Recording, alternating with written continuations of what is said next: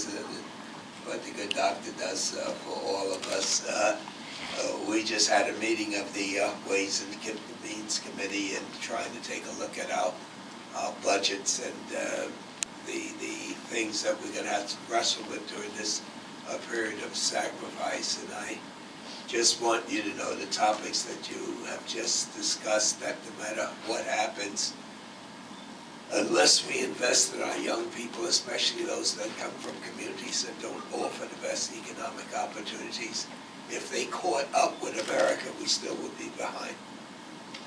So you know how tragic that situation is. There's absolutely nothing more important at this point in time than being prepared for the rough times that we face as a nation.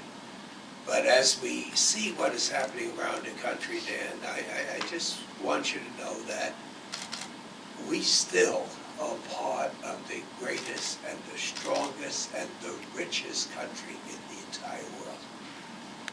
If you put them all together, we are still ahead of them.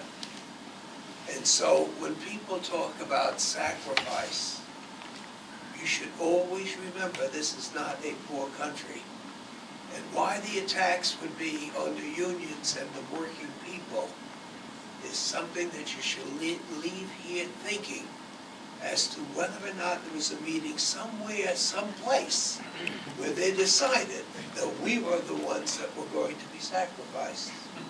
It doesn't really make any sense at all for the President of the United States to talk about creating jobs in order to move and improve the economy, and find out that mayors and governors are talking about laying off people. Collective bargaining is something that is so close to slavery in terms of abolishing it that it is not an American concept to tell people that they cannot discuss their economic position.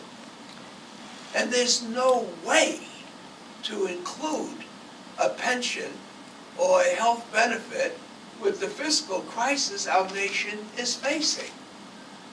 And if indeed this Congress passed a bill that attributed $787 billion to the multinationals that are in our country, is it really asking too much at a time when they're making obscene profits to come to the table to discuss sacrifice?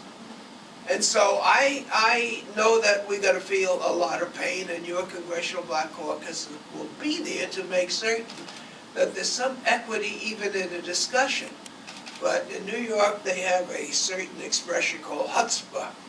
And I think that it takes a lot of chutzpah to talk about everybody making a sacrifice and targeting just the working people that come from the poorest communities, that created the middle class, that created this great country, and to exclude from that table the 1% of the people that own 40% of our riches. So anyway, I'm so glad that you took the time out to come to this event that Danny, and I heard that historic comment. My staff will be working